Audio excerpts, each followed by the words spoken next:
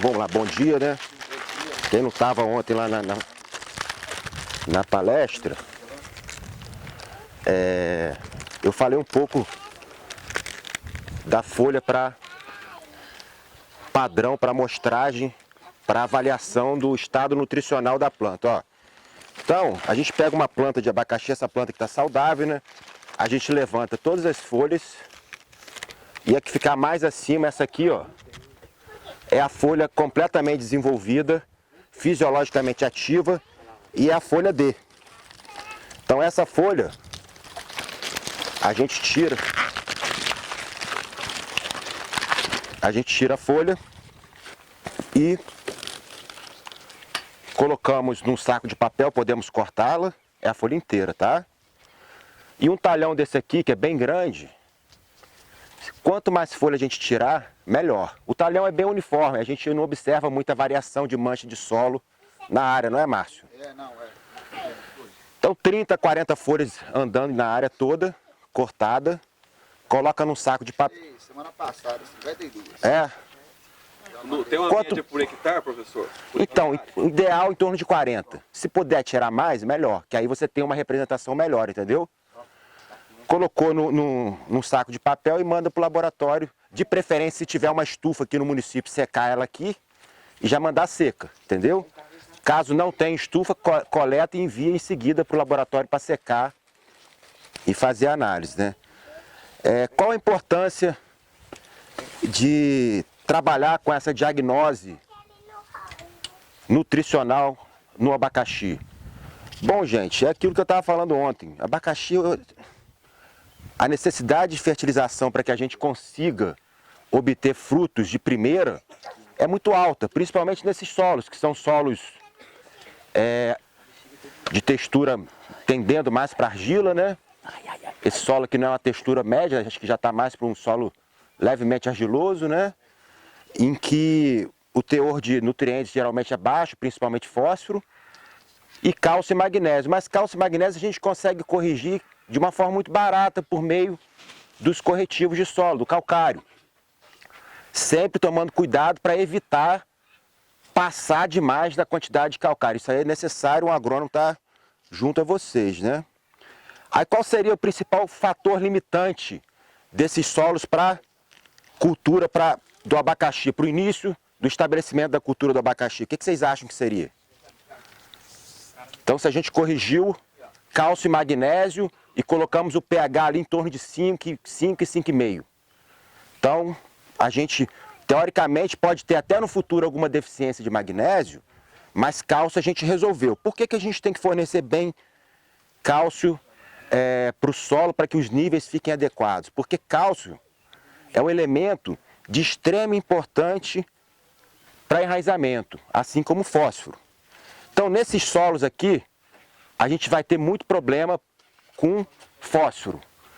Então, quem faz plantio de abacaxi aqui geralmente usa fazer a fosfatagem junto da máquina ali, quem planta, ou faz a adubação depois? Como é que é a média de vocês aqui? Vocês podem falar, gente, não precisa ficar... É mais no sulco, no plantio. Né? Mais no sulco, né? E o que vocês usam? Vai variar de produtor para produtor. O que está mais barato? Porque eu vou falar assim, no meu caso, esse ano eu optei por usar MAP, os benefícios, por mais que tinha um pouco de nitrogênio. Então eu acho que vai variar de cada um. Tem produtores que a gente vê aí que usa só fósforo. Então, tem uns que não usa nada. Eu sempre uso mais fósforo. No caso, super simples. Então mais barato. Super simples, às vezes iorim. O iorim, né? Isso que eu ia falar. O super simples, assim como o MAP, é uma fonte de fósforo, né? O MAP tem 10% de nitrogênio, isso já ajuda bastante naquela fase inicial ali do cultivo, só que o MAP geralmente é mais caro, né? Então tem aquela relação de preço. E o super simples, além do fósforo, tem bastante enxofre, tá? E o iorim, que é o termofosfato, é um fertilizante um pouco mais caro, só que ele tem umas outras vantagens.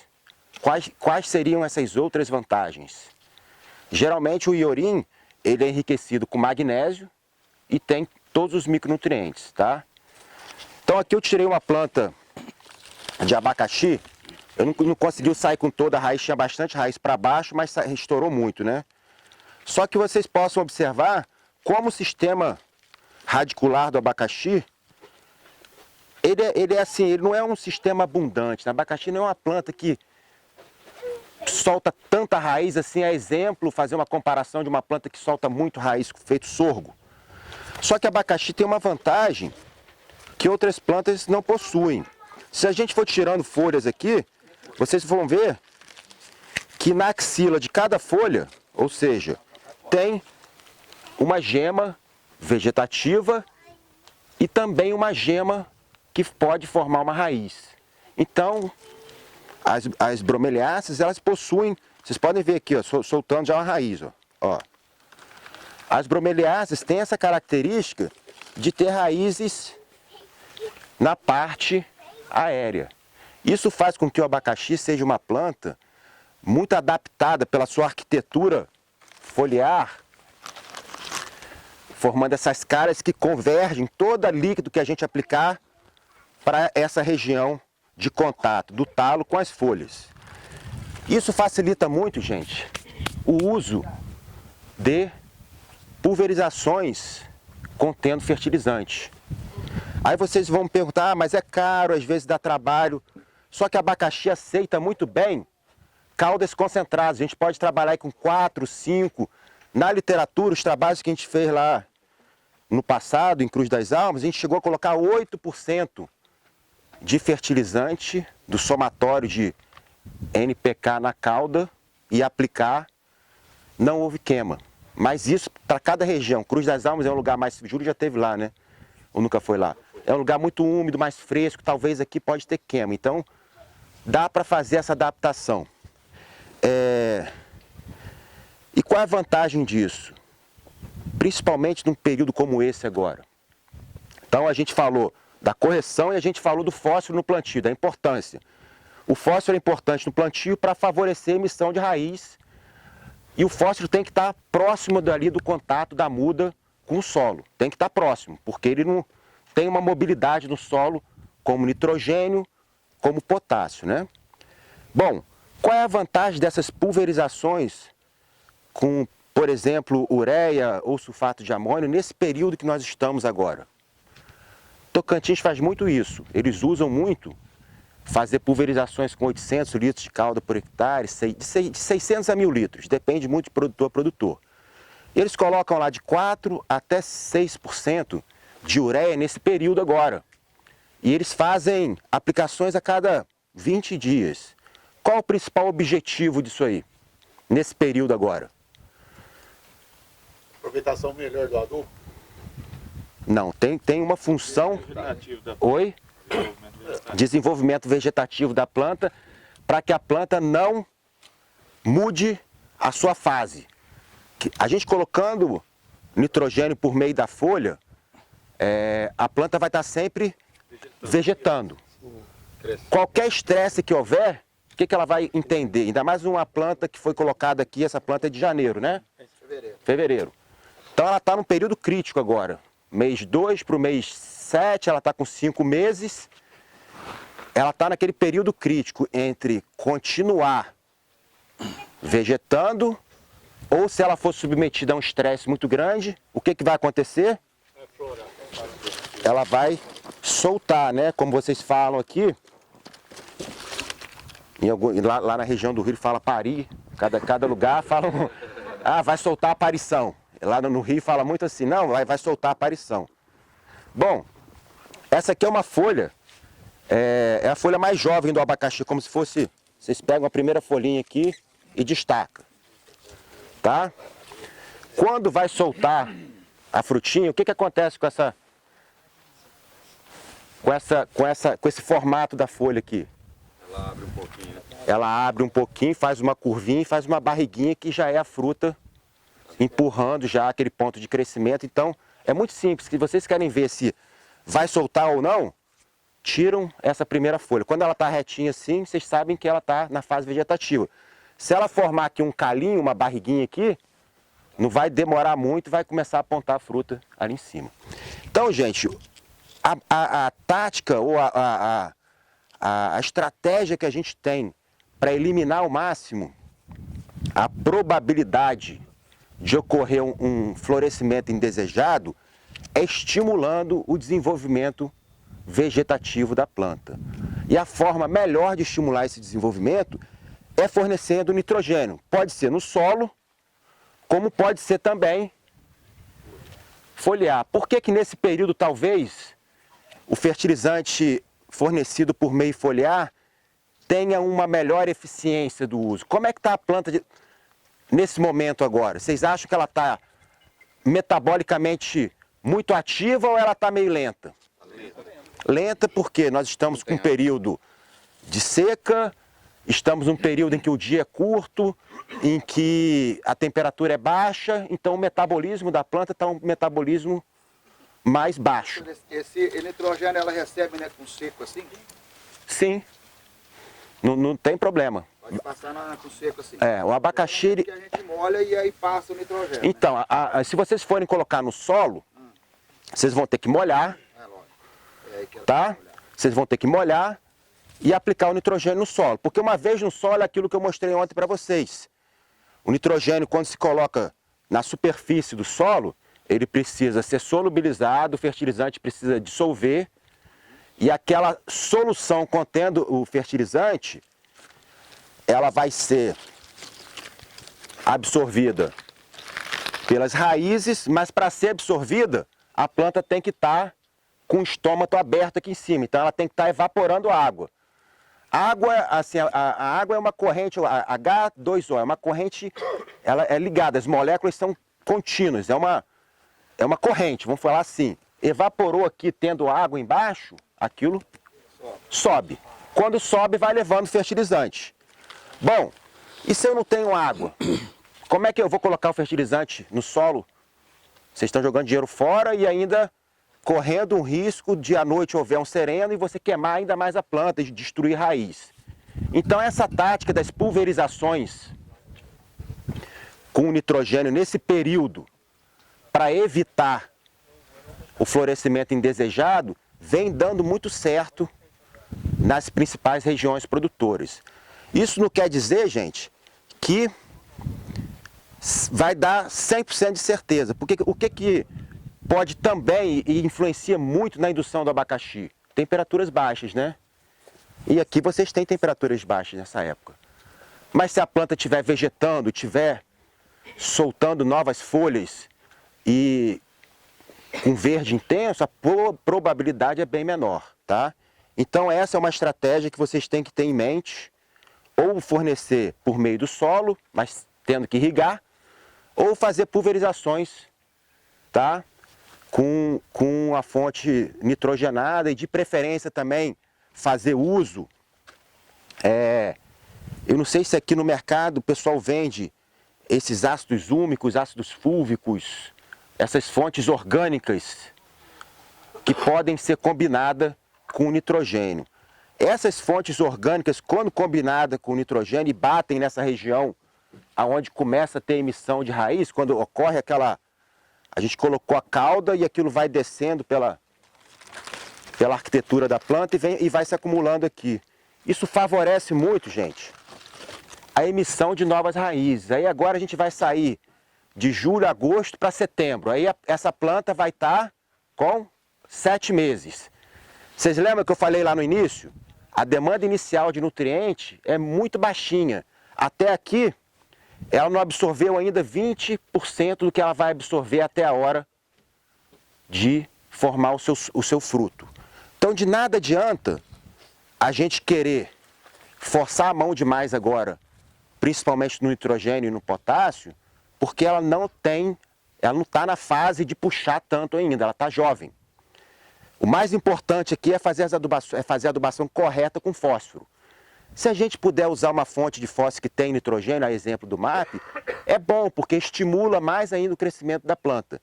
Então o nitrogênio até os 6 meses vai ser um requerimento não muito grande. E vai combinar também com o período do ano em que a temperatura vai caindo, o dia vai encurtando, pelo plantio que vocês fazem aqui, né? Vocês fazem plantio em janeiro, fevereiro. Quando a planta tiver 6 meses, vai estar agora em julho. Então a planta está metabolicamente mais lenta, ela não está naquele desenvolvimento tão pronunciado. Quando vai começar a ocorrer esse desenvolvimento agora? Agosto, setembro, aí dá aquele boom. Aí é a hora que vocês têm que estar atentos às fertilizações corretas. Ô, professor, tem às vezes surge muita dúvida entre os produtores, estou falando em MAP, não porque eu usei MAP. Às vezes muito não usa o MAP, que tem aquele conceito assim, geralmente trabalha entre 200 e 250 kg de MAP. Esses 20 ou 25 kg de nitrogênio, na hora que você planta, janeiro, fevereiro ou março, muitos produtores falam, não vai soltar no inverno? É pelo contrário. Porque essa quantidade de nitrogênio é muito pouco ao ponto de levar essa planta até ela soltar no inverno. Pelo contrário, quanto mais a gente tiver atenção com fertilizante nitrogenado, mais a planta vai entrar no seu desenvolvimento vegetativo. Ela vai estar entendendo que ela tem que vegetar. Quer ver, alguém aqui já plantou mudas em final de março para abril? Que aí a planta, ela não começou a entrar em pleno desenvolvimento vegetativo. Ela pegou, soltou raiz, mas ainda não está naquele pleno desenvolvimento vegetativo. Aí vem um frio muito intenso, vem frio com seca. Aí o que acontece com essa muda? Estressa tudo e não Ela estressa e acontece o que quando estressa? trava. Ela trava e muitas vezes ela solta. Porque todo florescimento, o estímulo é um estresse. Estresse hídrico e de temperatura. Assim também como outras culturas, feito limão, laranja, sempre ocorre florescimento após um estresse de água no solo. Tá? Então isso é muito relativo. O nitrogênio acaba que ajuda muito a planta não soltar. Que você tem que fazer com que ela vegete. Tá? Então isso É mito, né? É mito. Professor, então esse análise foliar seria interessante fazer ele antes desse boom que o senhor falou de setembro a agosto, porque aí quando chegar setembro a agosto eu já sei o que a planta está precisando, né? Justamente. É a hora certa é agora, com 6 meses é o ideal, né? Justamente. Agora outra coisa, muitos produtores falam assim, eu coloquei um fertilizante com micronutriente no plantio. Então não preciso nunca mais usar micronutriente. É outro erro. Porque o micronutriente que foi colocado no plantio, ele vai ter uma duração ali de aproximadamente, no máximo, 5, 6 meses. Dali para frente, a gente tem que aplicar novamente. E micronutriente é muito fácil aplicar por meio de aplicações com tratorito, né? Ou então usar uma fonte fertilizante que contenha micronutrientes. E esses solos de vocês aqui, com certeza, podem apresentar problema com micronutrientes, principalmente zinco. Aqui tem uma planta, vocês devem conhecer aqui, né? A fusariose. E aqui tem o eixo central da planta entorta. Eu mostrei ontem uma fotografia que esse eixo central entortando pode ser zinco, como também pode ser fusário. Tá? Então a planta está aqui com resina. Essa planta provavelmente não vai, ela ia morrer, tá? Só que tem plantas que elas apresentam sintomas de fusário, mas elas conseguem fechar ciclo. Esse é o perigo, gente. Aí essa planta, muitas vezes o produtor não retira do campo e ele pega a muda novamente daquela planta doente. E ali, se ele fez uma primeira roça que deu 20% de perda, isso só vai aumentando. Então, os cuidados numa área dessa aqui, de vez em quando, correr a área toda eliminando, andando com um carrinho e eliminando essas plantas doentes. Para a gente ter certeza que uma planta dessa nunca vai soltar muda e a gente possa pegar essa muda e levar para um novo plantio. Aí tem gente que hoje já me perguntou aqui, como é que tem produtor que pega uma muda de uma roça que tinha muita doença e leva para uma outra área e dá pouco fusário? Isso tudo é histórico de área, tem solos que são mais supressivos, ou seja, a biota dos solos, os micro-organismos que contém no solo, geralmente associado a solos mais argilosos, que tem uma maior quantidade de matéria orgânica e como consequência acaba tendo mais micro-organismos, existem muitos micro-organismos do bem que suprimem a fusariose. Aí às vezes, poxa, o cara tirou a muda de uma lavoura toda doente, colocou lá, colheu 80%. E eu aqui num solo que eu fiz todo o trabalho, um solo mais arenoso, um solo mais solto, e eu perdi 40%. Por quê? Os solos arenosos têm menos matéria orgânica. E quando tem menos matéria orgânica, tem menos biota. Então, às vezes, favorece mais o crescimento do fungo, né? Às vezes o fungo está na muda, mas ele pode ou não desenvolver. Aí vai depender muito o quê? Da defesa da planta, de como está a planta e como está a biota do solo, né? Hoje em dia tem muita gente tentando, eu vi isso lá no Tocantins, tentando usar alguns micro-organismos que ajudam, os biológicos, né? Acho que a gente está evoluindo nessa linha aí. Hoje tem já um produto com registro, que é um Bacillus subtilis, né? Que eles estão fazendo uso no abacaxi para biofortificar a planta, para diminuir a intensidade de incidência de fusariose. Mas isso ainda está incipiente. A minha crítica é que às vezes o custo é muito alto disso, entendeu? Ainda está muito caro.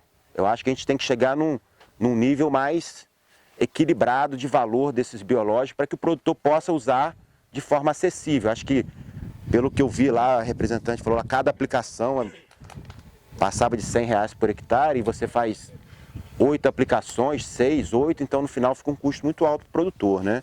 E ainda a gente não tem a certeza de que suprime ou não fusariose. Então, fusariose realmente é o maior problema da cultura e está associado à muda e ao solo que vocês forem usar. Às vezes, assim, solo que foi abacaxi, deu muito fusário, aí vocês vão voltar ali de novo com o abacaxi, o que vai acontecer? De novo. Mais doente. É, Júlio? Eu acredito, o que eu já ouvi falar, que a fusariose não permanece no solo. Então, eu acho que poderia plantar normalmente. Mas e um talo que está ali, ela não permanece no solo, mas se tiver um talo ali ainda com... Ele vai permanecer no resto cultural. Então esse é o grande problema. Às vezes a gente acha que um talo de abacaxi ele se persiste quanto tempo no solo? Às vezes vai de uma lavoura para outra, não vai? Vai. E se tiver fusário, ele está ali. Porque fusário é um fungo de decomposição de resto. Então se você colocou ali e tem fusário naquele resto, vai acabar aumentando. Então o produtor sempre fala muito, eu plantei abacaxi, deu fusário, depois eu fiz uma pausa, voltei de novo, a segunda roça deu mais fusário ainda. Vocês já viram isso aqui, não viram? Né? Porque às vezes o fusário é um fungo que ele vive nos restos. E se tem um talo ali que tem fusário, vocês plantam de novo, acaba que aumenta de novo, né? Então o ideal é ter o cuidado com a muda e o cuidado também, principal é o cuidado com a muda. E tentar trabalhar com solo, coisa que os produtores de abacaxi no Brasil fazem muito pouco. É usar essas fontes fertilizantes que contêm matéria orgânica. Hoje em dia já tem os organominerais, eu não sei se chega aqui para vocês. E tudo isso ajuda muito no enriquecimento da biota, que vai causar um equilíbrio para que o fungo não saia.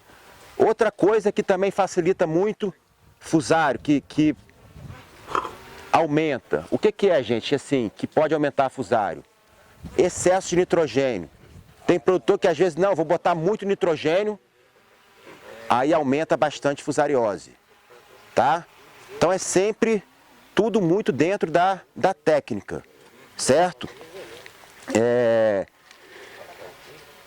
Bom, o mais importante, dentro desses 6 meses, para que não ocorra a indução, é que a gente mantenha esse nitrogênio de forma bem lenta. Então, assim, uma planta, aqui para o Minas Gerais, a recomendação fala em torno de 9 a 12 gramas de nitrogênio ao longo do ciclo. Isso vai dar mais ou menos quase 100 gramas desse fertilizante que vocês usam aqui do 140019, né? Vai dar mais 80, 100 gramas. É mais ou menos o que vocês fazem, 4 adubações de um saco para 2.500 plantas, não é isso? Então vocês estão batendo dentro daquilo que é recomendado para o Estado. Eu dei uma olhada na tabela para o Estado, a quinta aproximação de recomendação para o Estado de Minas recomenda em torno disso aí. Professor, mas essa adubação pode ter um intervalo, por exemplo, no meio, jogar uma cruzada por cima ou não? Pode. O que acontece? Dessas 100 gramas, até os 6 meses de idade, até esse período que está aqui, ela vai necessitar de mais ou menos 20%. Então, mais 20 gramas. Então, até aqui, você já fez o quê? Uma adubação aqui? Uma adubação. Então você está dentro do ideal. Você colocou aquilo que a planta precisou. Agora esse restante vai entrar, essas últimas 3 vai entrar quando? Agora já começa agora esse mês, agora já começa outra adubação. Agosto, né? Agosto. Que aí agosto começa o dia a aumentar. Começa o dia a aumentar e a temperatura subir. Setembro é um mês maravilhoso para vocês aqui, que vocês têm muita luz, só que não tem chuva, né? Vocês não têm água, aí tem que irrigar. Aí setembro é a hora de começar a adubar. Aí vocês vão ter setembro, outubro, novembro e dezembro para fazer mais 3 adubações. Até janeiro, talvez, e janeiro é a hora que vocês vão o quê? Tentar induzir, né? Aí vocês conseguiram suprir toda a necessidade da planta e a planta está pronta para indução. E a adubação depois da floração? Bom, a gente não recomenda, porque a adubação depois da floração só vai dar resposta quando a roça está com muita deficiência nutricional. Se vocês olharem assim e ver a roça toda amarela, induziu e depois adubou, pode dar resposta. Mas se a roça tiver com todas as adubações que são recomendadas para a cultura realizadas, não responde em mais nada. Nem mesmo o potássio? Não, nem mesmo potássio. Até porque, até 1 ano de idade, é aquele momento que a planta colocou muito potássio na folha. Aí o que vai encher o fruto de potássio? É a translocação do potássio da folha para o fruto. O que ajuda na hora que você está fazendo a fruta, que algumas pesquisas já mostraram resultados positivos para isso? Pulverizações com sulfato de potássio, quando você vai tratando a fruta com os fungicidas, pulverizações de sulfato de potássio conferem um maior diâmetro no abacaxi. O abacaxi ele fica mais grosso. E também tem melhoria na qualidade, porque nitrogênio em excesso aumenta a acidez, diminui sólidos solúveis, tá? O abacaxi fica mais ácido. E muitas vezes ele demora mais a amadurecer. E vocês aqui, vocês não querem que demore a amadurecer, porque vocês têm que colher antes de outubro, novembro. Vocês têm que colher essa fruta em julho, não é isso? Vocês não podem deixar essa fruta para colher julho e agosto, né? Se entrar setembro, outubro, vocês vão competir com a fruta do Rio e do Espírito Santo, que é uma safra extremamente curta e concentrada. Se vocês colherem na mesma época que tem fruta lá, a certeza de vocês aqui do preço cair é total. Então, vocês não devem tentar segurar a fruta no pé.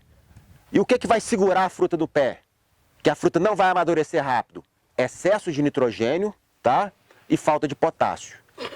Então, assim, daí a necessidade de adubar até perto da indução. Chegou na indução, dali para frente, é só aplicações foliares para tratamento de fusariose. E qual o elemento que é muito importante, gente? Principalmente para evitar trinca no fruto nesse período. Boro. Boro é um elemento de extrema importância, porque para evitar trinca e fazer com que a fruta abra mais, que o produtor chama de malha, né? Então, aplicações de boro, quem puder botar um pouco de sulfato de potássio, que é um fertilizante caro, e zinco também. Aí é muito importante um agrônomo para saber, na região, quais são as carências, principalmente de micronutrientes. O solo indica, esses solos do cerrado apresentam geralmente uma concentração muito baixa de zinco e um solo ou outro pode ter problema com manganês. Aí é a hora de vocês fazerem as pulverizações colocando essas fontes com micronutrientes, porque a demanda é em gramas por hectare. Então, a nutrição por meio da aplicação foliar supre. Agora, como é que vocês vão suprir nitrogênio, fósforo e potássio que a planta come em quilos por hectare por água? Vocês vão conseguir colocar uma pulverização, por exemplo, 800 litros. Se vocês colocarem ureia 4%, vocês vão botar 32 quilos de ureia por hectare no pulverizado. Isso já vai dar em torno aí de 16 quilos de N, é uma quantidade considerável.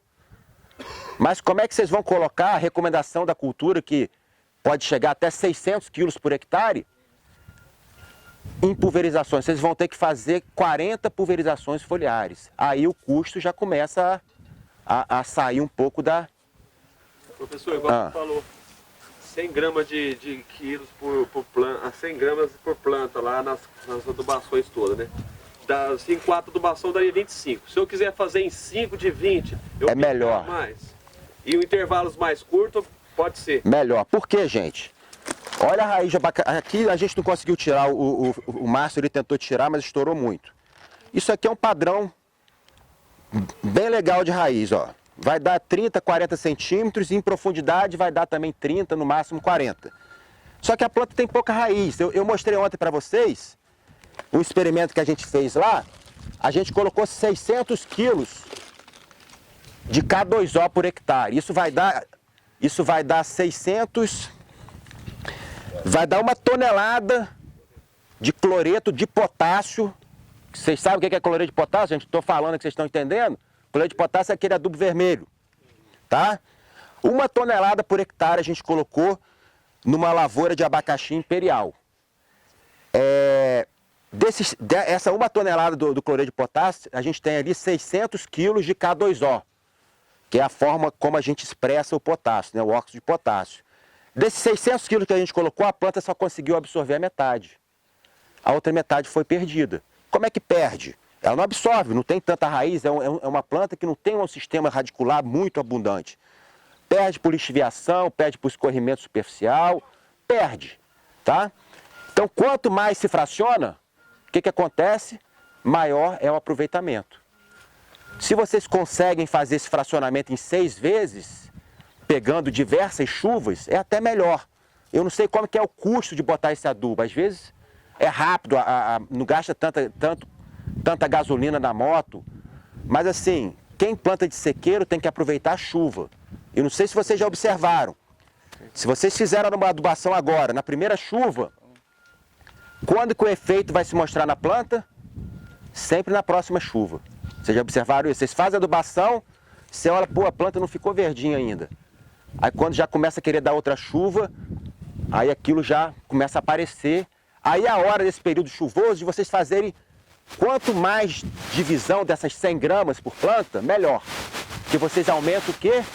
A eficiência do uso do fertilizante. Se vocês colocam hoje 25 gramas, e aqui nessa época, né, no período de outubro, novembro, é comum chuvas de 100 milímetros, né? 90, 100 milímetros. O que quer dizer uma chuva de 100 milímetros? Cada centímetro de solo, de um solo argiloso desse aqui, ele tem a capacidade, mais ou menos, de armazenar 1 centímetro. Então uma chuva de 100 milímetros, se ela não for torrencial e for penetrando nas terras, a coluna de água vai descer 1 metro. E ali o adubo vai descendo junto. Então vocês estão perdendo. E se for aquela chuva torrencial que escorrer, o adubo também vai indo embora. Aí por isso que a gente tem um aproveitamento de no máximo 50% do potássio, do nitrogênio e do fósforo. Ainda é mais baixo ainda. Bom, já que a gente está falando do fósforo, a gente colocou no plantio. Mas esses solos argilosos de vocês aqui, quando estiver 1 ano após o plantio, o fósforo que foi colocado no plantio, ele já foi perdido muito para o solo. Que o aproveitamento do fósforo chega no máximo 20%. Então, gente, numa pulverização dessa que vocês forem fazer, se puder colocar um pouco de um MAP na pulverização, de um sulfato de magnésio também na pulverização, porque o abacaxi é uma planta que requer muito magnésio. E nossos solos têm muito mais cálcio do que magnésio. E os nossos fertilizantes que a gente usa não contém magnésio. Essas fórmulas 140019, 100030, nenhuma contém magnésio. Quem vai ter magnésio, no caso, é um termofosfato daquele iorim magnesiano. Mas vocês usam só no plantio. Então o magnésio, fazendo uma pulverização, vocês podem observar que a planta vai ficar com outra tonalidade de verde. Vai ativar o aparato fotossintético da planta. E o sulfato de magnésio é um fertilizante muito barato. Então vocês podem fazer pulverizações ou até aplicações no solo. Mas pulverizações com concentrações baixas, 1,5% e 2%, tá? Isso lá a gente começou a introduzir lá no estado do Tocantins e os produtores têm usado muito e gostado demais. Porque a planta fica mais... eles estão conseguindo lá 80% de fruta de primeira. Fazendo essas aplicações mais na frente com um pouco de fósforo, principalmente nesses solos pesados e também com magnésio. E o nitrogênio e o potássio é feito como vocês fazem aqui no solo, né? Professor, voltar a falar do boro, no simpósio de cana agora em Prescaba, falaram muito em boro, porém na cultura da cana, durante todo o ciclo dela. Se fala até de 800 gramas ao quilo de elementos. No abacaxi, o senhor tem feito ou visto alguma pesquisa desse trabalho com boro nessa fase vegetativa? O senhor viu alguma coisa disso ou ainda não trabalhou nisso? Olha, com abacaxi eu vi pouco. Nunca, não tenho, eu tenho uma experiência, eu fiz um trabalho com uma outra espécie, com maracujá, que foi inclusive a minha tese de doutorado. O que a gente viu, o comportamento do boro quando se aplica na folha e quando se aplica no solo. Quando se aplica um fertilizante contendo boro no solo, ficou perto da região das raízes, toda vez que a planta evapora, puxa e sobe boro. Esse boro no solo, ele se mantém ali por mais ou menos 90 a 100 dias. E eu fui sempre monitorando o teor de boro na folha. Depois de 100 dias começou a cair novamente, indicando que precisava repor. Já na folha, era necessário a cada 20 dias reaplicar o boro, porque ele não sai de uma folha velha e vai para uma folha nova, tá? E a mesma coisa na frutinha também, que a frutinha ela está expandindo, não está? Então você tem que estar reaplicando. Então durante todo o ciclo. Então vamos fazer uma conta aqui. 150 gramas, vamos usar o sal de ácido bórico por 100 litros. Vocês usam aqui quantos litros de calda por hectare? 600 a 1000. 600? Então 150 vezes 6 vai dar 900 gramas. O ácido bórico eu acho que tem 17%. Então 900 gramas vai dar 90 com 63, vai dar 150 gramas de boro para cada pulverização. Se vocês fizerem 6 pulverizações, 150 vezes 6, 900 gramas de boro por hectare, que é uma dose adequada, principalmente para um solo argiloso como esse aqui. Então, gente, não custa nada fazer o uso de boro durante a formação da fruta para que vocês possam evitar trincas. Aí vocês vão me perguntar, aí o cálcio? É sempre importante colocar o cálcio com boro? O período que a fruta está formando aqui, ainda tem bastante água, não tem? Que vai março, abril, né? Tem água no solo e tem temperatura boa. Então o cálcio, ele está subindo. Se a planta está evaporando, ele está subindo. E se a gente fizer uma calagem correta e dentro das técnicas da recomendação para a cultura, o cálcio vai estar subindo. E raramente, é muito raro a gente ver uma deficiência de cálcio em lavouras de abacaxi. De magnésio é bem comum. Aí nesse momento, é o momento de trabalhar com boro e colocar um pouquinho de MAP na água também, para colocar um fósforo. Porque muitas vezes o fósforo que a gente colocou um ano lá atrás, ele já se perdeu para o solo. Vocês lembram ontem que eu mostrei o slide lá de uma plantinha de sorgo que levou o adubo e foi plantada e depois que levou o adubo e um ano depois, em 300 dias eu plantei, que ela não cresceu? Por quê? Aquele fósforo que a gente colocou há um ano lá atrás se perdeu para o solo. E esses solos argilosos de vocês com essa cor vermelha, esses latossolos, perde muito fósforo para o solo. Como que não perderia se vocês usassem fontes fertilizantes orgânicas? Por exemplo, um dia, gente, por curiosidade, vou estimular vocês. Consigam, eu sei que é difícil, geralmente as usinas não gostam muito de fornecer. Consigam um dia um caminhão de torta de filtro e abrem o sulco. Ou abre o sulco, coloca a torta de filtro no fundo, vão botar aí. Aqui, qual o espaçamento que vocês fazem aqui? Não, ali é 50. Hã? Ele tá com 55. Na rua estreita é 50. Aqui tem quanto? 90. 90, com mais aqui no meio? 55. 90 com 55, 1,45. Né? 1,45, isso vai dar mais ou menos umas 70 filas duplas por hectare. 70 filas duplas vezes 2, vai dar 140 filas por hectare. 140 vezes 100 metros. 140, 1.400, 14 mil metros lineares. Eu sou meio ligeiro na conta da cabeça, então já fiz essa conta aqui. Então, ó, se a gente colocar 1 quilo por metro linear, a gente colocou 14 toneladas de torta de filtro por hectare. 1 quilo por metro linear. Vocês vão colocar esse... 6.600 metros linear. Oi? Bom, só no centro aí é 6.600 metros linear. O quê? Dá 1,5 metro. Mas só que são duas, né? Duas. Mas você não vai botar no centro, vai dar o dobro, porque são... Dá 3.000 metros. 3.300 metros. Dá 90 com 1,40, 90 com 1,40. Você divide os dois, dá 70. Tá, dá 70, tá. Então vai dar 75, vai dar 150 linhas mais ou menos, né? Não. Tá bom, combinado.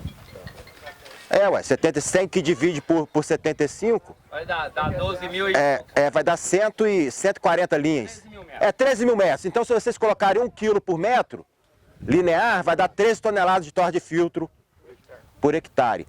A torta de filtro, ela vai ter aí 15 quilos por tonelada. 15 vezes 13, vocês vão botar 180 quilos de N, e de fósforo ela tem 18 quilos por tonelada. Vocês vão botar aí quase 200 quilos de fósforo orgânico.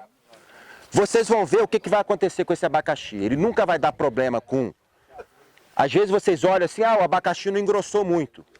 Por que o abacaxi não engrossou muito, gente? Fósforo. Fósforo.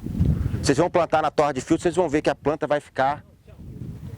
Tá? Esses solos de vocês retêm o fósforo muito forte. E a fonte que vocês usam é uma fonte de alta solubilidade que é perdida para o solo.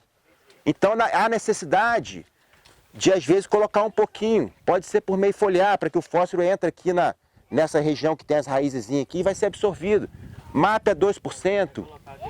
E cama de frango, professor? Bom, a cama de frango é muito bom também. Mas qual é o problema da cama de frango, no meu entendimento? É uma fonte que a perda de nitrogênio é muito grande, porque qual é o pH da cama de frango? Quase 9, 8 e pouco. E vai favorecer também, pode favorecer também fusariose. Eu acho um pouco arriscado, entendeu? A cama que o senhor fornou, você aqui consegue sacanear ou você não tem? Essa Eu gosto de fornecer. a usina não pode fornecer essa torta. Não fornece nem. A usina não fornece, realmente isso... Nas áreas dos donos da usina. Mas é interessante um dia, isso pode ser feito também com esterco. Olha, tem produtores, O problema do esterco é a fusariose e semente de planta daninha, né? muito. Onde tem maiador de gato assim que planta a roça em cima, dá tudo, broca todos os frutos. Por conta de excesso de nitrogênio. Mas aí se fizer um composto, aquela temperatura do composto, tem algumas empresas que vendem organo mineral com torta de filtro. Tem aquele grupo lá de Cotia que são a japonesada lá que saiu daquela cooperativa, eles ficam aqui em Assis. Assis não está tão longe daqui não, tá? Professor, Oi. De carro é pertinho, a pé é longe. Professor, aquela palha de café, ela pode ser usada? Bom, a palha de café pode ser usada sim. É uma excelente fonte de potássio. Só que quem usa a palha de café tem que aumentar a quantidade de nitrogênio. Porque causa você precisa botar mais nitrogênio para decompor a palha, né? Mas é muito bom.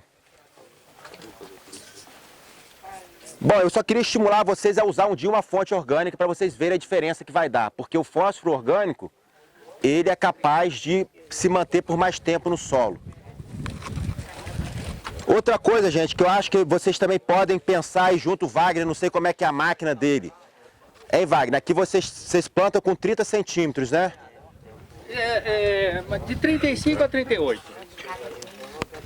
35 a 38. Isso vai dar 30 e poucas mil plantas por hectare. 31 mil, tá? Geralmente eu marco aqui, ó, de 1,5 m, centro a centro da rua, né? É mais ou menos isso, o padrão aqui, tá? Esse aqui tá um pouquinho mais estreito, realmente. Esse aqui tá com 80 a 90 centímetros. O que eu acho, gente, que vocês poderiam começar a pensar em fazer é tentar ajustar em algumas, fazer áreas experimentais junto com o pessoal da pesquisa, o pessoal da Emater, da Ipamig, tentar aumentar um pouco a densidade de planta, tá? Botar 40 mil, 41 mil, tentar fazer uns arranjos para botar mais muda por hectare. Pode falar. Eu discordo um pouco disso por falta de tecnologia, tá? Aqui na nossa região. Porque aqui é tudo fruto in natura, tudo para o mercado. Quem faz fruto melhor, vende melhor, tá?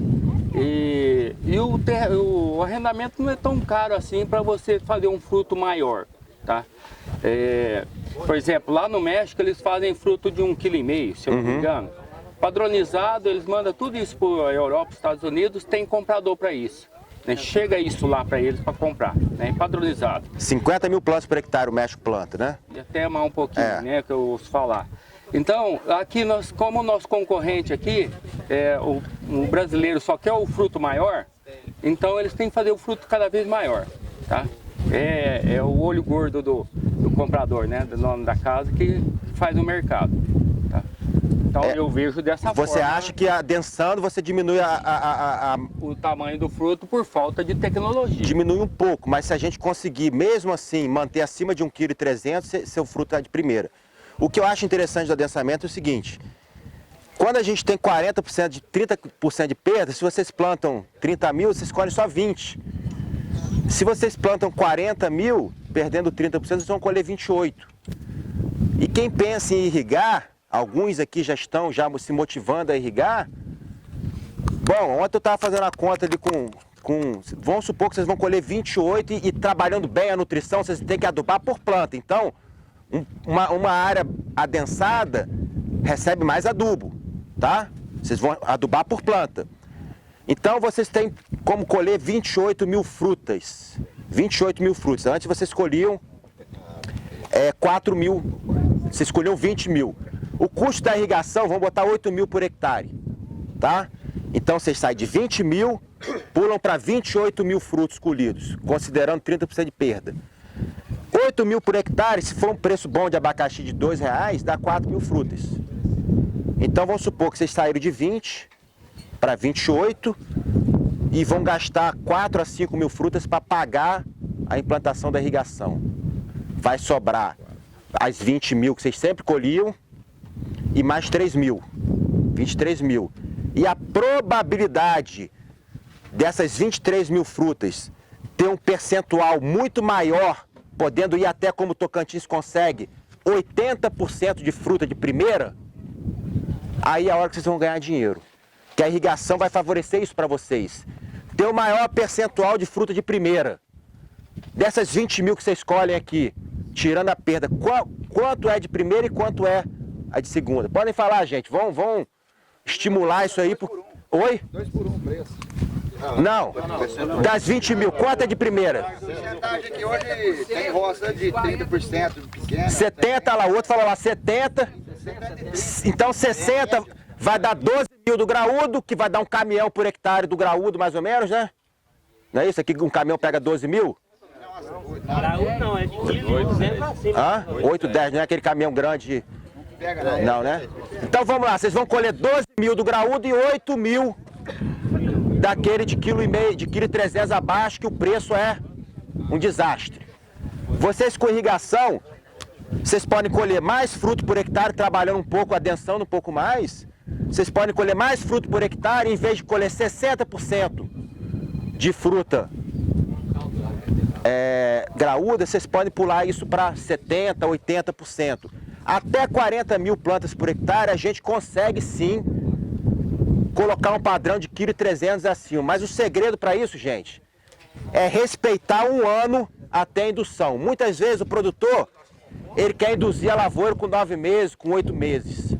Aí não adianta, aí vai dar fruta pequena sim, um percentual grande de fruta. Se vocês plantam em janeiro, tentam induzir em janeiro. Se vocês plantam em fevereiro, tenta induzir em fevereiro. Tenta.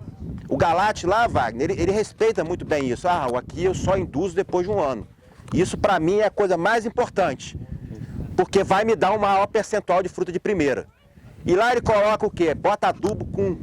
Ele é focado no negócio. Ele coloca muito mais adubo, ele coloca mais do que o recomendado, chega a colocar 1,5 vezes o recomendado, porque o que ele fala? Eu não concordo tanto com ele, falo, poxa, mas aí também é exagero. Ele fala, olha, se eu botando mais comida, eu aumento mais o meu percentual de fruta de primeira. Então já cheguei aqui a colher 90% de fruta de primeira. E esse diferencial de 10% a mais que dá fruta de primeira, me paga essa diferença do adubo que eu boto a mais e ainda me sobra muito dinheiro. E o espaçamento que ele usa lá? Então, eles trabalhavam lá nessa faixa de 30 mil plantas por hectare.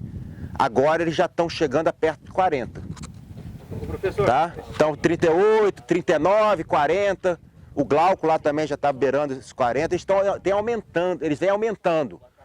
Só que quem aumenta densamento tem que entender que a sua adubação é por planta, não é por hectare. Você tem que aumentar o adubo. Viu, professor, tem um amigo meu em Ribeira do Oeste, o Wagner conhece ele, o André. Ele entrou no abacaxi o ano passado. Esse cara planta cana, planta bastante cana. Falou, vou plantar abacaxi. E aí nós fomos acompanhando com ele lá.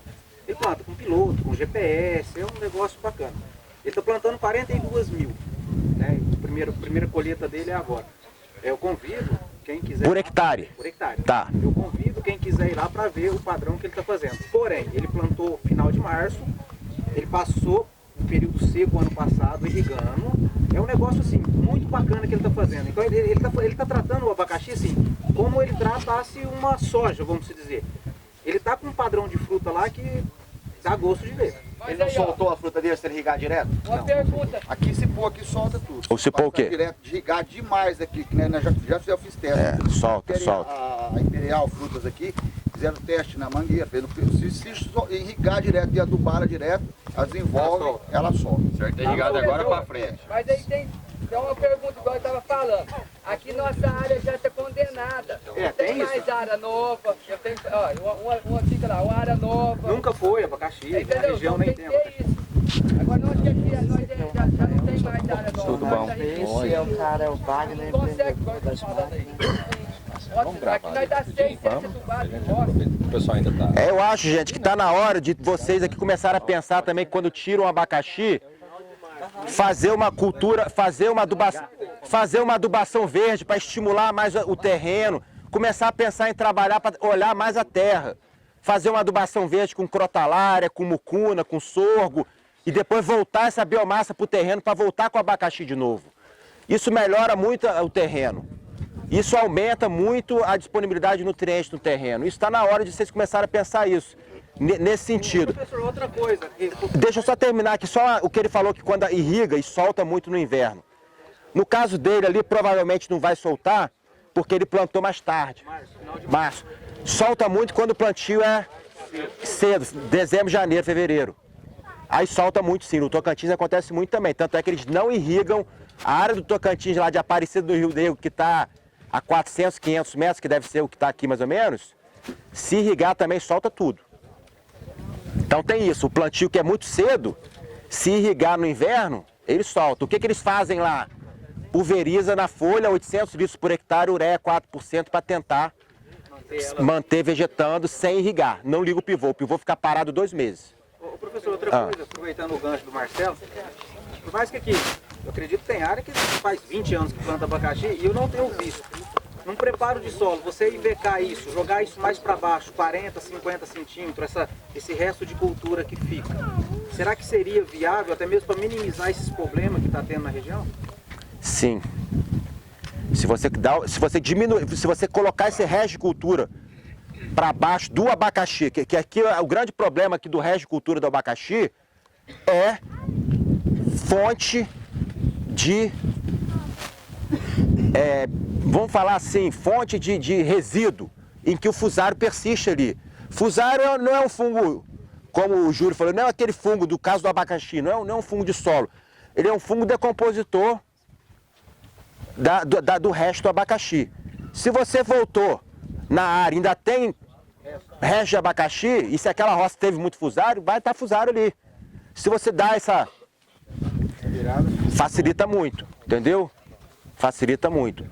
Se você fizer plantio, por exemplo, de gramíneas, sorgo, mileto, misturado com uma leguminosa, o sorgo e o mileto, a raiz dessa planta, ela tem muito exudado, muitos ácidos orgânicos que aumentam a decomposição daqueles restos do abacaxi. E também esses exudados, a literatura mostra que tem alguma influência sobre o fusário, esses fusários saprofíticos, entendeu?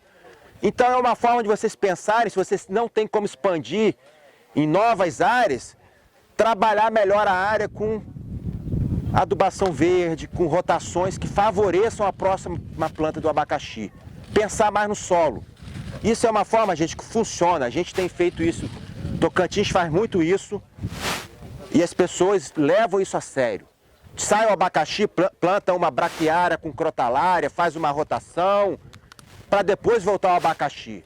Eles levam muito isso a sério. E solo com mais vida, os micro-organismos que ali habitam também vão ter ação sobre a supressão, sobre a competição com o fusário. Tem uma região aqui em Goiás que planta muita banana maçã. Vocês sabem que a banana maçã é uma espécie é uma espécie que dentro da banana, né, das musas, né, fusário come e acaba com tudo. Só que essa região lá, em Goiás, tem um solo supressivo, tanto é que as universidades estão estudando para saber o que tem naquela biota daquele solo que não deixa o fusário crescer. Tem os micro-organismos dali que são antagônicos ao fusário e não deixa crescer, entendeu? Então tem todos esses estudos ainda que a gente está evoluindo. Então essa linha de biológico no Brasil está crescendo muito. O Ministério da Agricultura está lançando uma política de fortalecimento desses insumos biológicos para tentar diminuir esses problemas que estão dando nos pomares. Hoje a fruticultura, o maior impacto hoje da fruticultura são as doenças. Porque o produtor, ele sabe como adubar, ele sabe como plantar, ele sabe mais ou menos como irrigar, mas ele está perdendo para quem? Os problemas relacionados a pragas e doenças, entendeu? Então isso hoje é uma questão de segurança para a gente, né? Então hoje na Embrapa, qual é o profissional que mais tem dentro da Embrapa hoje? É fitopatologista. A Embrapa antigamente não tinha tanto fitopatologista, hoje em dia o que mais tem é fitopatologista. Aí às vezes a gente lança um material que é resistente ao fusário, mas não é bem aceito pelo mercado. Isso para banana, isso para abacaxi, para um monte de coisa. Então tem aquela combinação do material ser resistente e ser aceito pelo mercado. Então a gente luta sempre muito com isso, né? E é difícil encaixar essa combinação perfeita, né? Agora, estimulo vocês a comprar um dia um fertilizante que tenha parte de matéria orgânica para vocês verem enraizamento de abacaxi. E nas pulverizações, gente, procura usar essas fontes orgânicas que hoje tem muito no mercado. Esses ácidos fúlvicos, úmicos, biofertilizantes, que também algumas empresas trabalham. Isso aí favorece muito o enraizamento de abacaxi. Para vocês melhorarem o uso do adubo de vocês, é parcelar mais e colocar alguma parte biológica, ou no caso com matéria orgânica, para melhorar o enraizamento, né? Que aí vocês vão ter um uso melhor do adubo de vocês, que vai ser revertido numa melhor planta e, obviamente, uma maior percentual de fruta de primeira, né?